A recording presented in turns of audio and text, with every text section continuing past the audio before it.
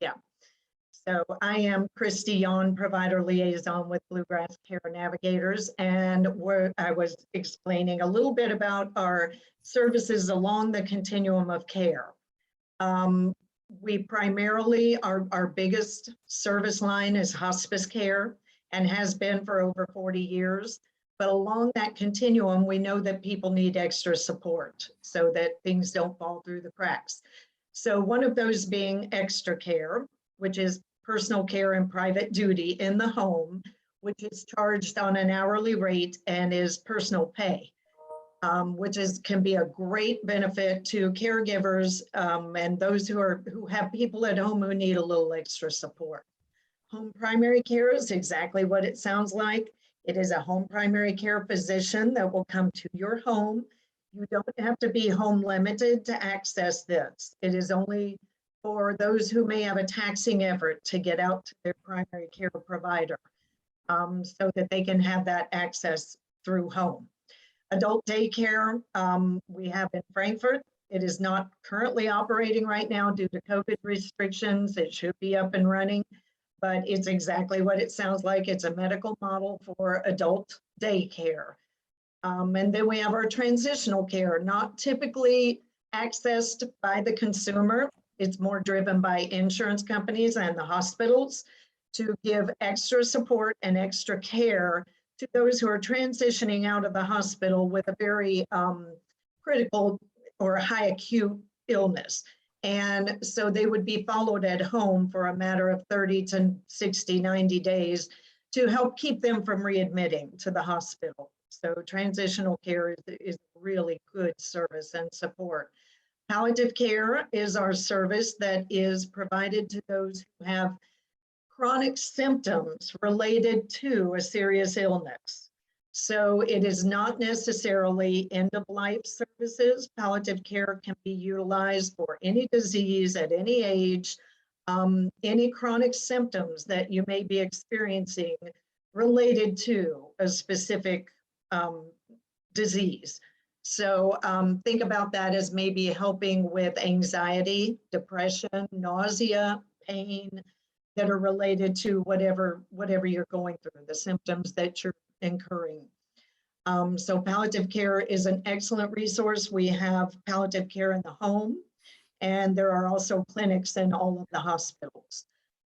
Hospice care being our core service, as I said, we've provided that for over 44 years in Fayette and Jessamine counties.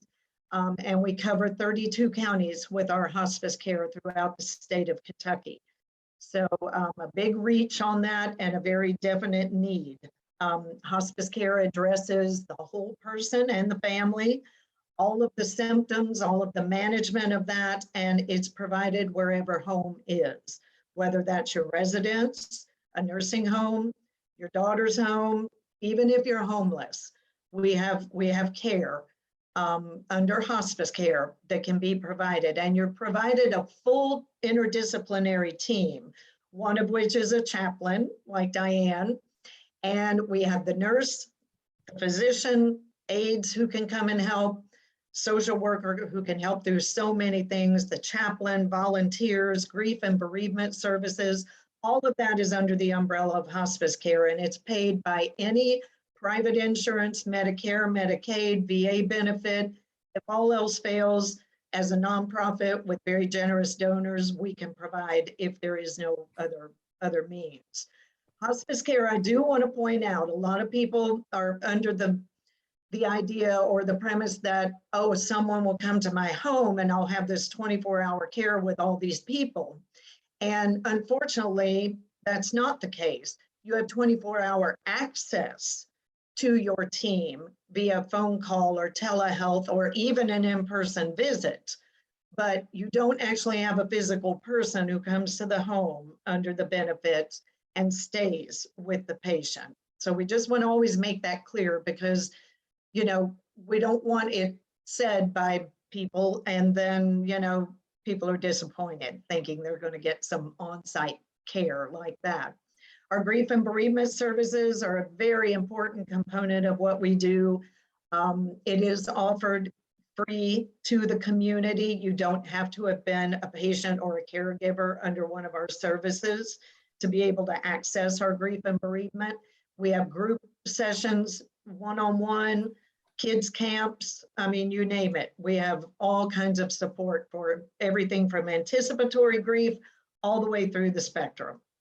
So that's a little bit about what we do. It's a lot. We cover a lot, and we try to, just help people all along that continuum of care. If it's something that we can't provide or don't provide, we will help you find the resources to get what you need. So I'll turn it over to Diane unless there's any questions. I don't see any in the chat just yet. So, yeah. Thank you, Kristi. So I am a home team chaplain, and that means that I serve with the nurse, social worker, and home care aides to actually help family members take care of their loved ones in the home and or nursing home. And so I've started my 17th year in February, and I have been very honored to be with probably over some 8,000 families. And I continue to learn from them, and I continue to be amazed at how well loved ones can rise to the occasion to take care of their loved ones. So this presentation today is I like it to be interactive, but we'll have to see how this works virtually. Let's see, I'm trying to advance it. Oh, there we go, excuse me.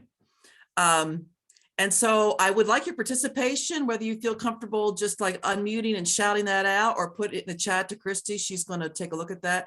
But we're talking about that elephant in the room today. And quite frankly, our whole team gets pretty skilled at dealing with the elephants in the room. How do you know there's an elephant in the room? Anybody online? How do you know there's an elephant in the room? What sensory data are you picking up when you sense that?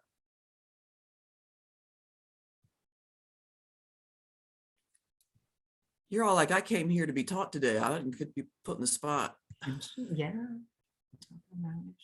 We do have something in the chat. Tension, avoidance. I'll chime in and say anxiety.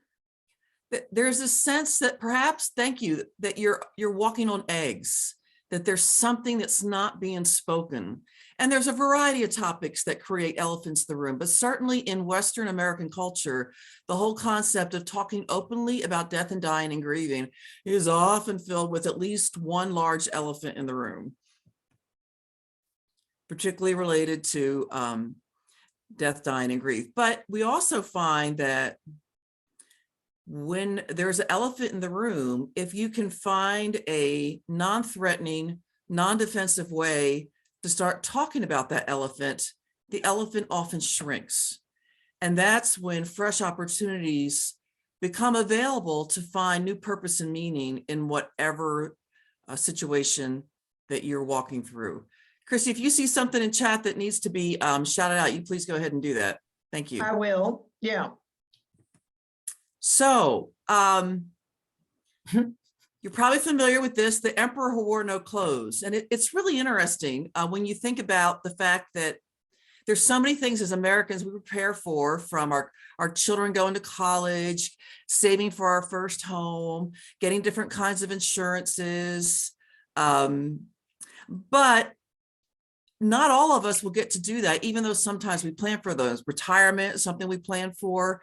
What's interesting to me as just a critique of our culture is that dying is something 100% of us will do. and I know you all know this, but everybody on this call is terminal. But I'm so curious that it's the one thing that's 100% predictable, and it's probably a topic that is least talked about openly. And isn't that curious? What do you think are some of the reasons for that?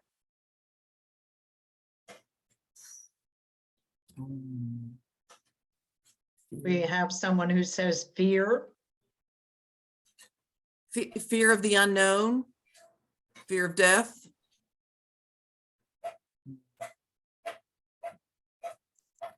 Yeah, I would submit to you in large part, it is related to fears and the fact that we've not dealt with our own mortality. And you'll see that little red schematic there in the upper right-hand corner, kind of up and to the right. That's kind of a mantra of American culture. We're very much oriented to let's be successful. Let's make everything better. Let's make everything bigger. And in that kind of, and there's nothing wrong with that. I mean, that's part of what's made us a wonderful democracy.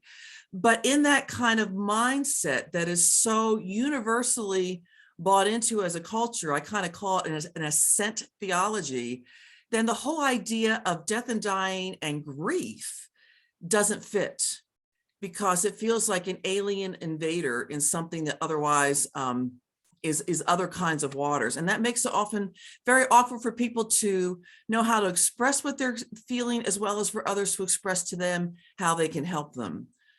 There's a couple of other things in the chat that make good sense here about yes, please read talking them, about Kristi. it. Pardon? Go ahead and read them. Yeah, some folks think talking about it invites it. Yes. Yeah, it's sad to think about. Yes. And you don't want to think about life going on without you. Yes. And it is really curious that a lot of folks, I think 20% of the population, the last statistic I heard, has actually prepared wills. And I have heard people say, and I'm sure you have too, and this is regardless of their faith background, well, if I talk about it, it's going to happen.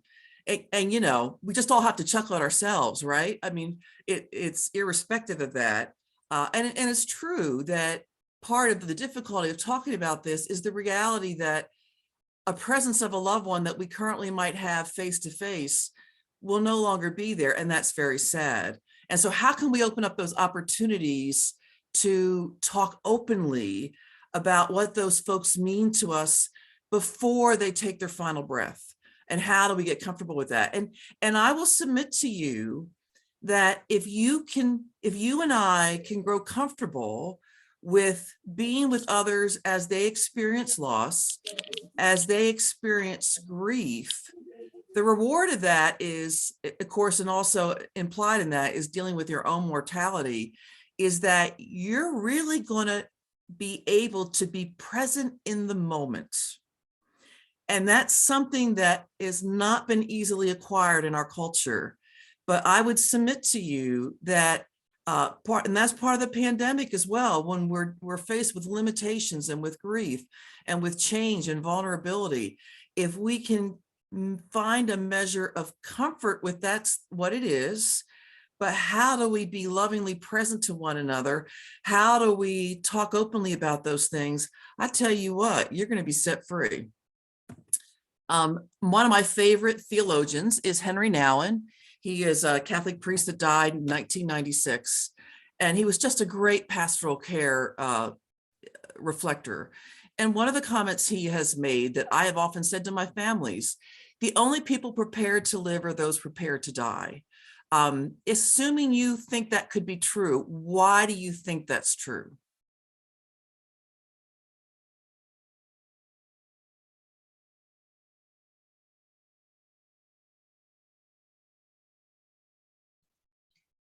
I think there's some freedom in facing your fears. When your fears are held inside and you're not speaking about them, you're not talking about them, they tend to grow and get worse. But I think if you can open up and put yourself in the present and think about it, I think that then those fears aren't taking over. They just seem to grow and multiply when you're not talking about them. Amy, that's excellent. And in those fears, as well as, you know, if you deal with your own mortality, and when I first started working as a chaplain, one of the things I had to do was write my own obituary, you know, and particularly, you know, dealing with like your funeral arrangements. I had a young child at the time, so I would talk openly with her about what would happen to her. And we kept having that conversation because what she needed as a 10-year-old was different than what she needed as a 17-year-old in high school, is different than what she needs now that she's beyond college. But the beauty is, once you start having these conversations, which of course, the best time to have these conversations is when you don't need to have the conversations. And also if you can ingest them with a little humor, that's often quite helpful, or talking about your own experience. But once you've dealt with your own mortality, what else is there to throw at you? If you really, and I mean really, and you know when you've done this, if you can really come to terms with your own mortality, as Amy has said, it is going to set you free. And that freedom is part of what gives you the grace to be present moment by moment. We got some good comments. Yeah. One, Terry says that you've had a complete life. One says preparing to die reinforces the fact that your life is finite and you can change your perspective on how you live. Yes. And that's one of the gifts of taking care of a loved one in your home is the opportunity to learn from it and be transformed by it. Yes, absolutely. And what was her first comment she made, Kristi? The first comment in here was about you've had a complete life. The people who are prepared to live are those who are prepared to die, meaning they've had a complete life. And that next comment. Yeah, the next one is a heavy one. I mentioned to my children about death, especially as my stepmother recently died, and my oldest child, 11, doesn't like me to talk about death. Yes. Well, well, there's so many things.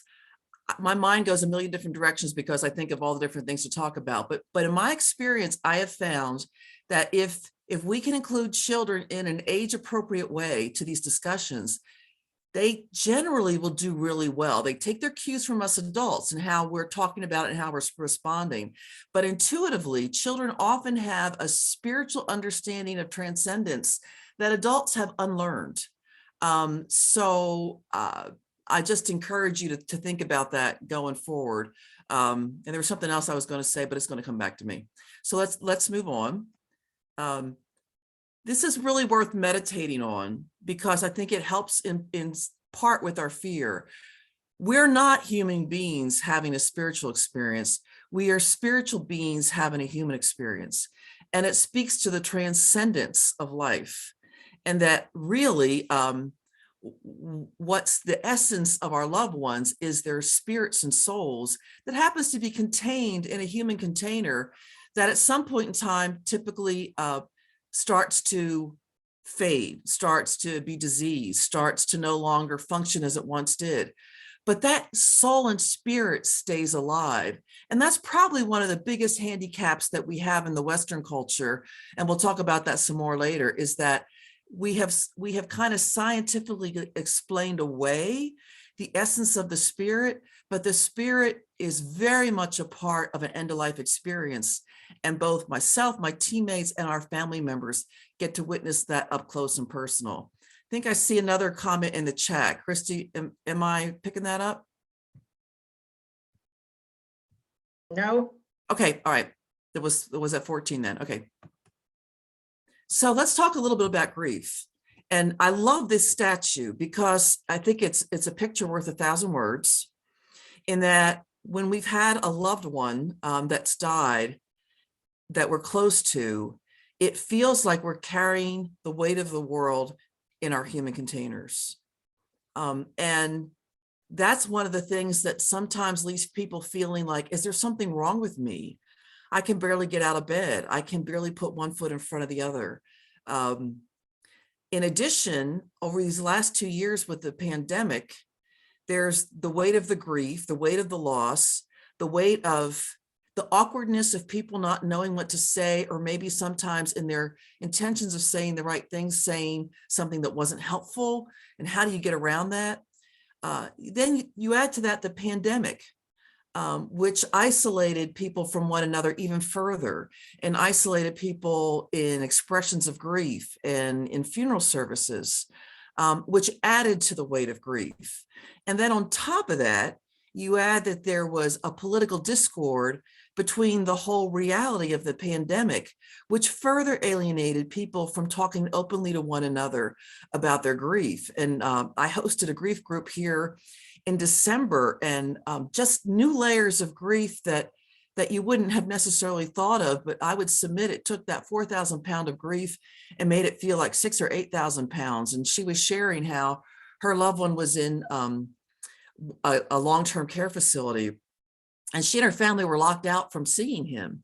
And then now that it's been opened back up again, in spite of her being spiritually very well grounded and not having a malicious bone in her body, she was having to fight these feelings of resentment and anger that people were able to go in to see her loved ones when she was prohibited from doing that.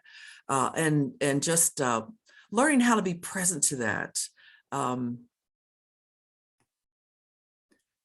This, I think, is a picture worth 1,000 words of what it feels like to lose a child. Life goes on, but there is an extent to which that grief never really leaves us, particularly as the peers of your child go through the various stages of rites of passage, whether it be graduation or marriage or first children and grandchildren. You can't help but think, what would it have been had my child still lived? And some of you on the line may have lost children, but there's a special sensitivity that can be wonderfully available to be present with people who have lost children. So given that we've got some biases in Western culture, we've talked a little bit about what grief is, but I would submit to you, Western culture does prescribe to us. It may be a silent rule, but it often says, it has an unwritten rule about what's normal to how long we grieve. Anybody want to just kind of offer a word about that? Like, generally when we ask, okay, I'm grieving, how long is normal? What kinds of thoughts, feelings, expectations come with that? In the chat, someone says, if I had to guess, 1 year.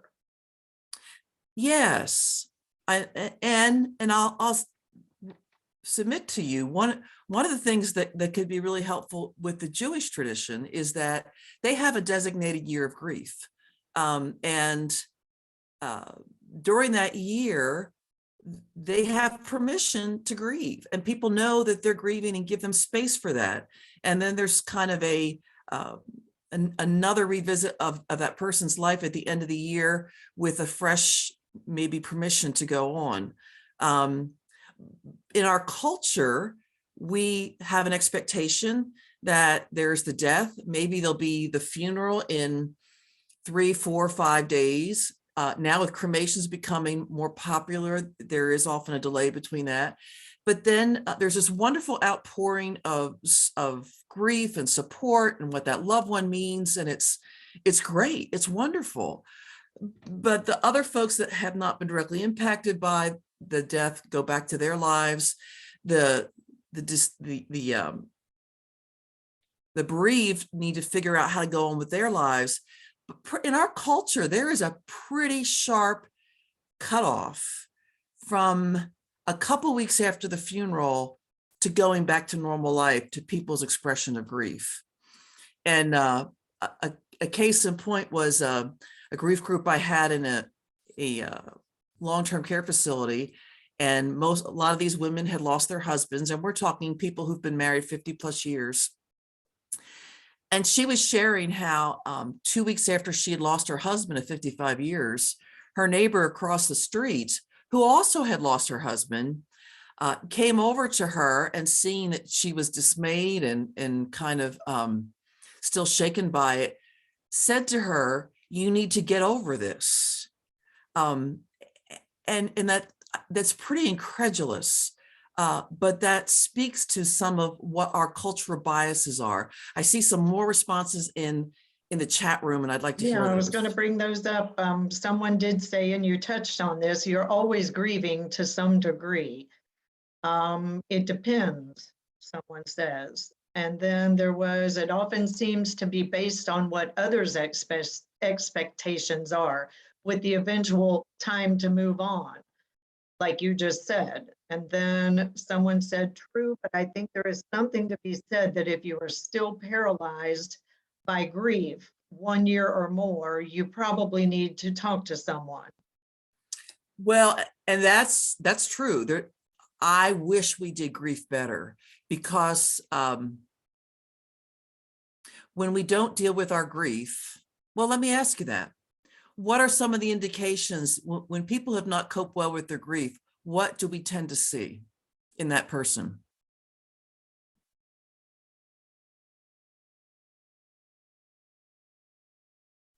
You all feel free, if you want to unmute and shout out.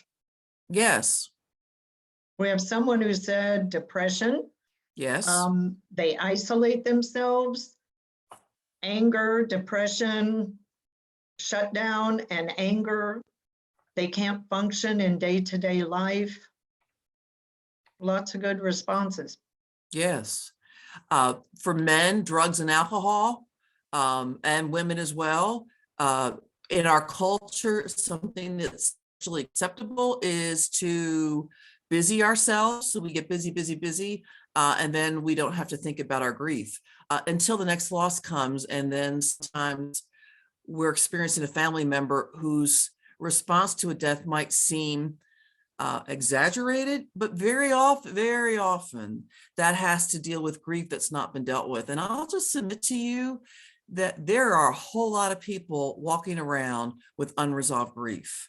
The upside is that when we do grief well, when we give ourselves permission to feel the losses, when we give ourselves permission to wait in the confusion in between what was and what will be, and the new normals, and our wrestling with all that, that there is a enhanced sense of the meaning of life, of how precious life is, of how exquisite love is, that serves us well.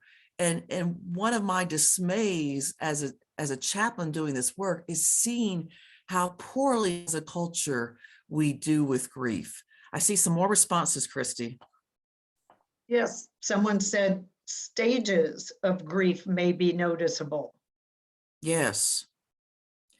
And there are different stages, as well as, I used to think, certainly it goes without reason. The whole first year, when you're experiencing celebrations, birthdays, anniversaries, Christmas, the holidays without your loved one, there's a fresh revisit of the grief. And then there can be the expectation that then the next year is going to get better. And for a lot of folks, they do figure better how to incorporate their loved one in helpful ways. But when you've been married to someone for, like, say, a long time, and you deeply loved one another, I have had spouses tell me that they still can function, but there's a depth of missing their loved one that can almost get deeper as the years go by. And I guess we're not expecting that. I see some other responses in chat. There's other comments, and there's a couple of good ones here that touch on, it's not always a person. That's right. This one said, with loss of a job, I had grief like a death at one point in my life. Absolutely. We grieve losses of jobs. We grieve the pandemic. Oh my goodness. As a culture, we were going through grief, and it wasn't uncommon to see anger in response to some of those losses. We grieve loss of location when we relocate. We grieve seeing our loved ones that you may be taking care of a parent that was vivacious and outgoing, and you're seeing them wither away year by year, month by month. There's a number of things we grieve, which is part of the reason why it's so helpful for us to acquire the skills necessary to do grief well.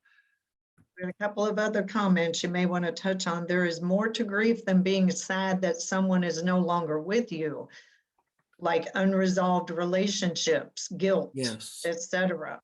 Yes. And then somebody commented, ambiguous loss can come with grief that others may not recognize. That's right. That's right. And with dementia, I feel my grief is ongoing, but yet physically my loved one is still here. We hear that so much. Yes. And that's so confusing, because your loved one's here in their presence, and there's a part of you that's so grateful that loved one is still here. And yet there's the other part of your heart and soul that says, oh, I miss that person that they were. Where are they? You know, and I would submit that that soul and spirit is still well and alive inside that container. And there's often sometimes surprising ways that we can make connections that you would have never thought possible through music and other things. But the reality is they're slowly going away like a tide recessing from the shore. And it's a challenging process for us to walk through. I see another chat remark, Kristi. Yeah, I think that was the last one that I see. All right. Yeah.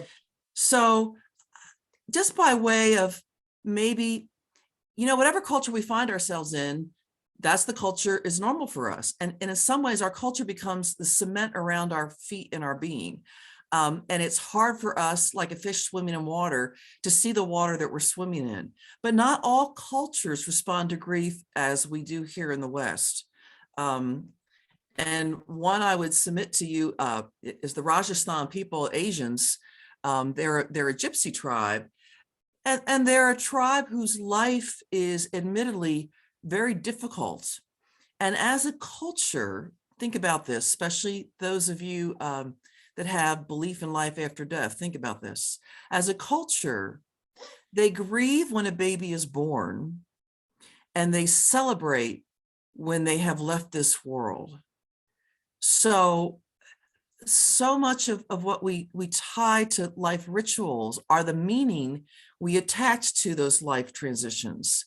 You know, if I told you I was a midwife, most people would be excited to talk to me about that because I'm helping bring new life into the world. I mentioned that I'm a hospice chaplain, and many people are hesitant to want to go there further because of their fear of that. But it really has to do with the way that we are interpreting death. And that's so true for us with children and grandchildren. They look to the adults in their life for the cues to how do we interpret what's happening with this death. Another example is the Philippines. In the Philippines, there is, and Asia, I would submit broadly, there is a great respect for the elderly and the aging. And I had a colleague in seminary who came from the Philippines, and I'm going to submit to you a comment he made. I neither agree or disagree, but this was his observation. Sweethearted, humble guy. But he was baffled after he had lived here for a couple of years. And he made the reflection, well, first off, their experience was they had two elderly parents. There were four of them. And he goes, in my culture, we fight over who gets mom and dad next. It's an honor for us to have them in their home, and we want to outdo each other in taking good care of them. And he shared that jokingly. But he said, it seems like in this culture that you treat your parents as if they're pets and your pets as if they're a family. And obviously it was very sobering for me to hear that, but you probably can kind of get a sense where somebody coming from outside this culture may actually see that. I see a comment in chat. There's no new ones. Okay, sorry. Okay, so any feedback from that? Any reflections, responses?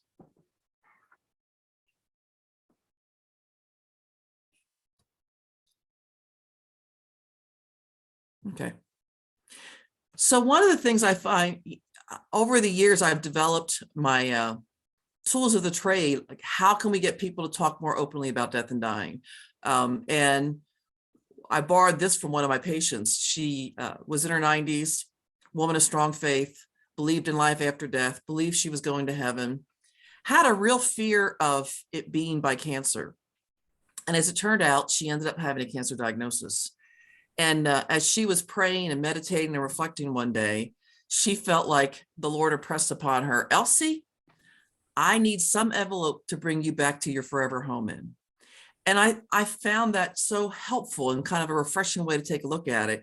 Each of us on this call are going to have an envelope.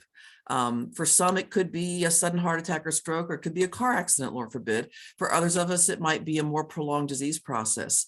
But each of us has some envelope, some diagnosis that's going to transport our human being from this life to a different state of being.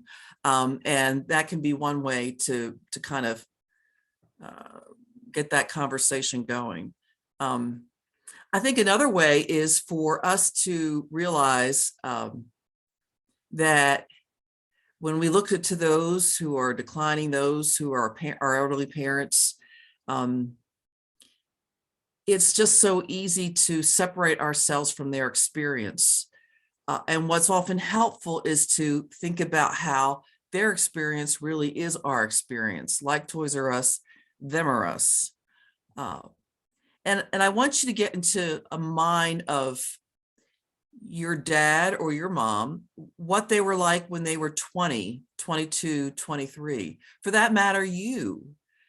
I would submit to most of us, the age we feel or the person we kind of most want to have out there is that very much alive person that was at the height of their youth, that could do this, that, and the other thing. And I find, particularly when I'm meeting elderly patients, they get so animated talking about their earlier years. And I would submit to you that is, in a lot of ways, that's the essence of who they are. And if you look at your parents, very often we end up looking just like them, don't we? Here's a young man, an older man looking back at himself, and an Asian woman looking at an image of herself. And very often when as team members or family members, we can get in touch with those stories that have gone before, it adds a whole nother dimension to the process of what we're walking through. And one of the delights I have as a hospice chaplain is that because I don't know the person, I get to ask all kinds of questions. And I often find that as I'm talking about the things that matter most in their life, the things that they want to be remembered for, that there's grandkids, adult grandkids often in the room that never heard those stories before. It can be the first time that they're hearing those. And it's a wonderful gift for and an opportunity that hospice can afford and other opportunities afford, when we can deal with the reality that our loved one has a terminal process, may not be here for another year. So what opportunities are there to have these discussions about what life was like for them and what is most meaningful and important to them and what they most want to be remembered for? And I see a couple comments there in chat. There were comments about the envelopes and that they like that idea and way of thinking. Okay. Does anyone know who this is? Raise your hand or shout it out. I think she recently died at 102. This picture was taken at 100. Give you a hint, Hidden Figures. It's Katherine Johnson. She was what they called the human computer, an African-American woman that was a mathematician that helped calculate raw mathematics to project one of the first orbits into NASA. And that's her at 100. And it's, I am working very diligently, as I know a lot of you are too. There are such gifts that the elderly give us. If we have but eyes to see and hope for ourselves that we can focus on and live and age well. So what can we do? Slow down and listen. This is so easy to read and so hard to do. And I think it's okay for us to admit that, particularly in a culture where there are so many distractions. iPhones are one of many, but it's so easy for us to hear words, but not hear the meaning and intent of the heart behind them. And in a lot of ways, being with someone who's grieving can be remarkably easy if we don't try to fix it or to make ourselves feel better, and we truly just let them share their experience and affirm and validate their losses. As someone who's trained in this, it still is hard for me. And yet the rewards of listening well, and most humbly, I've learned probably better in the last few years that sometimes I do my best work when I don't say a word. When a tear forms in someone's eye and I might hold a hand and just let the silence be. And that often evokes a deeper level of sharing that is really precious, that leaves a person feeling very listened to. And there's no reason why all of us can't do that, but it does require us to be intentional, to be focused, to really listen to the body language and the voice tone, as well as the words being said. And that's easier said than done, but we can do it. Empathize and remember someday this will be us. I often hear bereaved say, you know, I've had a loss, and folks are coming up and telling me about their loved one that died. And I would submit two things. A, people really don't know what to say and they're uncomfortable. And B, because we live in a culture that can't talk openly about death and dying, it's like we almost intuitively understand that because you've just had a loss, well, you will surely understand the loss that I had too, which is kind of a sad testament of our culture. But I had a gentleman that he lost his 28-year-old son, and he was just incredulous how many people, while they were freshly experiencing the loss, wanted to tell about their own losses. And I empathized with him. That was excruciatingly painful. But as well as sharing our own losses, there's also a sense in which it's uncomfortable for us to share pain with another. So if we can somehow also minimize your loss, then we can feel better. Like, you know, comments like, well, they're in a better place. You know, at least you have other children.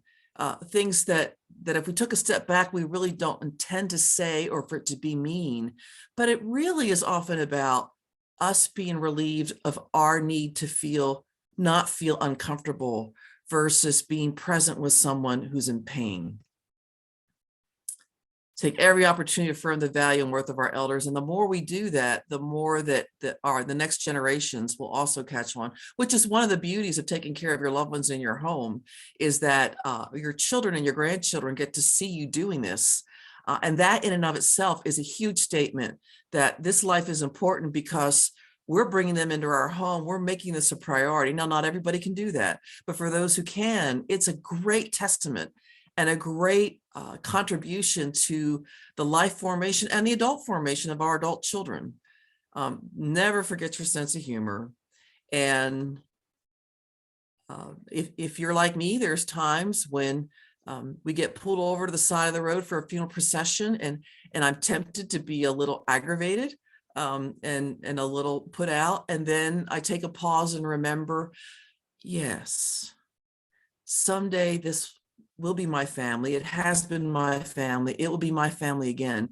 And I just want to give you permission that when that happens and we pull off the side of the road, which it's so fabulous that we do that here in Kentucky. I mean, that's my personal bias, but I love that we do that.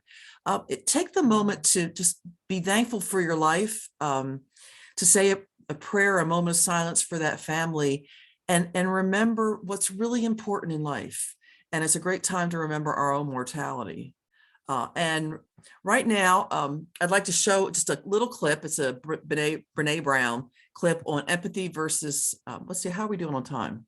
Okay, empathy versus sympathy. And I'm going to escape out of this and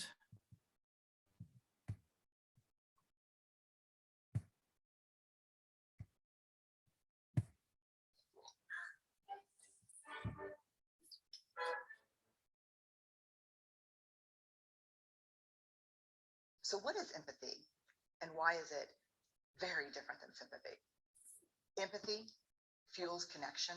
Sympathy drives disconnection. Empathy, it's very interesting. Teresa Wiseman is a nursing scholar who studied professions, very diverse professions where empathy is relevant, and came up with 4 qualities of empathy. Perspective taking, the ability to take the perspective of another person or recognize their perspective as their truth. Staying out of judgment, not easy when you enjoy it as much as most of us do. Recognizing emotion in other people and then communicating that. Empathy is feeling with people.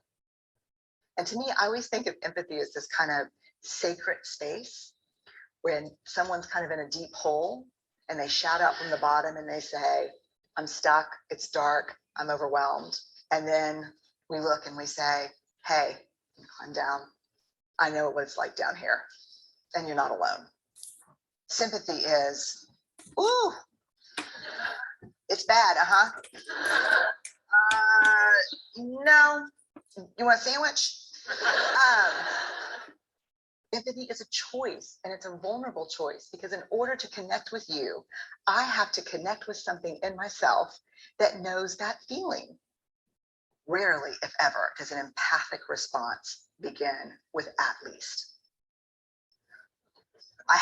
Yeah, and we do it all the time, because you know what? Someone just shared something with us that's incredibly painful, and we're trying to silver lining it. I don't think that's a verb, but I'm using it as one. We're trying to put the silver lining around it. So I had a miscarriage. At least you know you can get pregnant. I think my marriage is falling apart.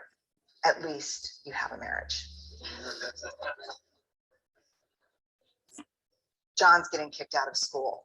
At least Sarah is an A student. But one of the things we do sometimes in the face of very difficult conversations is we try to make things better. If I share something with you that's very difficult, I'd rather you say, I don't even know what to say right now. I'm just so glad you told me. Because the truth is, rarely can a response make something better. What makes something better is connection.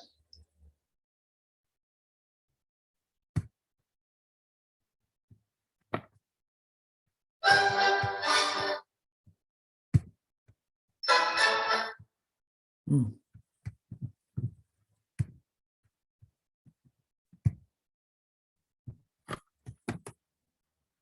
So just to see, the skill for us to acquire is how do we make sacred space for each other, particularly when we're struggling with grief and loss of various kinds. I'm being mindful of time, so I'm going to rush through this, but we just, one of my resolutions the last couple of years has been to slow down, because we have to slow down. There'll always be more pressures than things that we can often feel like we can handle, but we make choices about what things are priorities for us.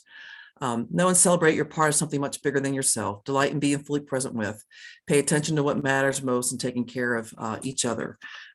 So I just wanted to, I thank you for your time and attention, and just want to leave opportunity for some questions, some reflections, maybe perhaps from your own experience. Thank you. Thank you, Diane, for sharing this. I think this is great insight for all of us and something we all need to stop and think about, you know. Wow. Does anybody have any questions? I actually have a question. What is an opening line? Can you, do you have like a standard opening line that you use to start a conversation? I think sometimes getting started might be the hardest part for us. Terry, that's very insightful. And particularly like with the loss of children, where you know the pain is ongoing, something that I will use, like for instance, say someone's lost a child and it's been a year, you know, and it's always good to combine the lighthearted with a sincere question, but something like, how are you doing this year compared to last year? How are you doing this month compared to last month?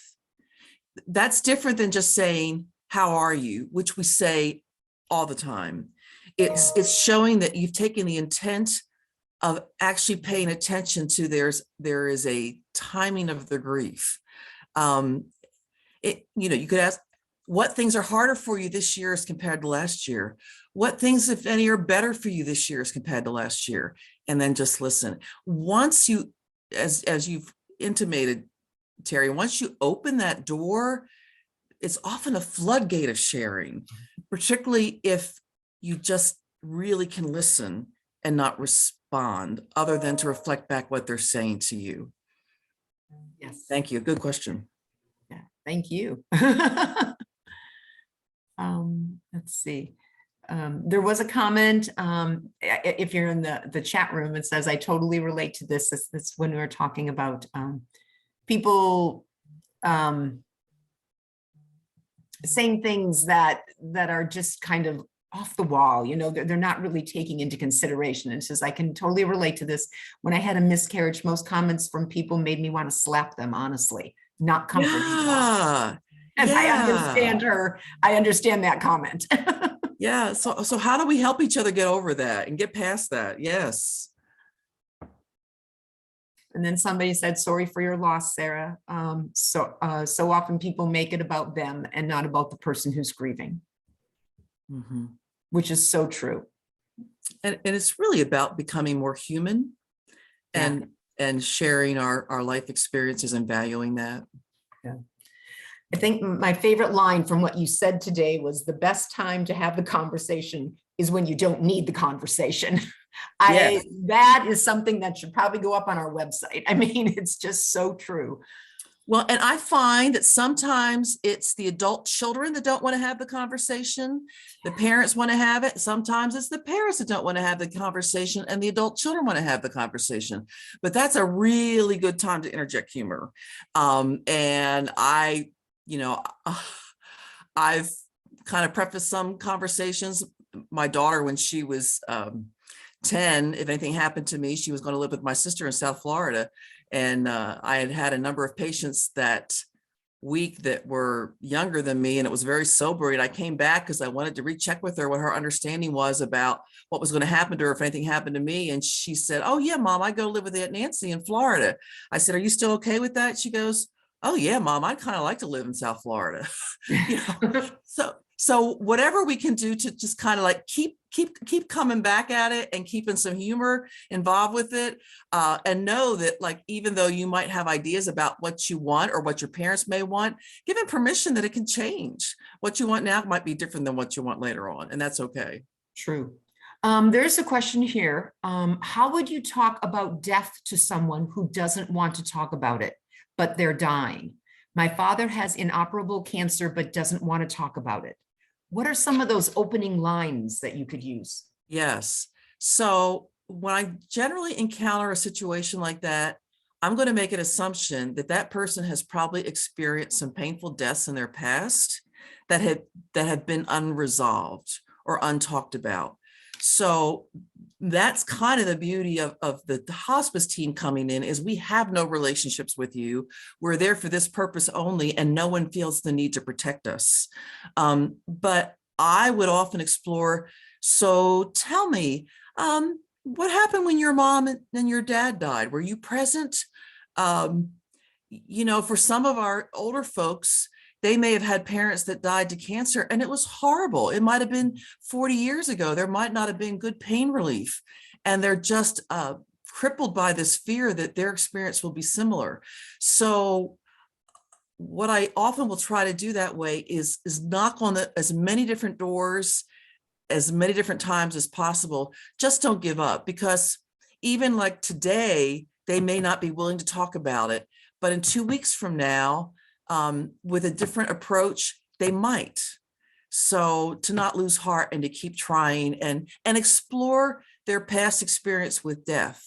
You know, and you might want to say, hey, you know, I need to learn about this. Was there a time that something happened that was really hard for you? Or have you ever experienced a death, Dad, that you thought was peaceful? What happened there? What was different about that? There's just a couple suggestions. Okay. And then someone asks, is there best reading resources for talking to an aging parent, perhaps one who has depression? There's some great resources out there. You know, the depression very often of old age is the many losses, right? The losses of relationships, the losses of hearing, the losses of seeing, the losses of being able to drive, the losses of having your own house. I mean, when you think about it, it's pretty overwhelming. And whatever we can do, assuming they can hear, to just open up that vulnerability to say, you know, I have no idea what it's like to be in your shoes, but you have been through so much. What's helped you get through this so far? That human to human connection. There are so many good books, and I guess I'm a big fan of Henry Nouwen. He's got some things on aging. And of course, that comes from a spiritual perspective, but I just really enjoy his writings. Kristi, do you have any suggestions? I don't offhand, but I could probably send some ideas to Terry to put out to the group. That would be great. And I can respond, or I can put them up on the website or on my Facebook page. Sure. Yeah, that would be great. Right. There is another one, a couple comments, a couple people saying they had to sign off, you know, things going on. And then there's one here, my brother-in-law only calls my husband when they're pregnant. He called a couple of years ago one evening and said they were recently pregnant, but had a miscarriage. As my husband just listened, his brother expressed, so we're going to scroll down, expressed, it is a big deal. Hoping my husband understood better. Then I'm guessing people responded to him and his wife who live near them. We live very far from them and our family. My husband is very caring and shoot, I'm not very good with the scrolling down business. Sorry about that. I can read it. Can you see it? And- Okay. You got Yeah, it. we live very far from them. My husband is very caring, and as religious people agreed with him, it is a loss and a big deal. Yeah. His brother and his wife must have received hurtful comments from others before he called. And how wonderful that he was able to be present like that. Kudos to him. That was exactly the right thing to do. Oh, I have another comment about someone mentioned resources for talking with children about death. My Zoom shut down. I'd be happy to receive them. I do have a list, a really good list from one of our social workers for some books, you know, that are age appropriate in talking about death. So I'll also send those to you, Terry. Great. And I can send that on, or again, I'll put that on our Facebook page. I hope everybody's on our Facebook page. Or if you want to just reach out to me, Tanya, with your email, I'd be happy to send those on separately.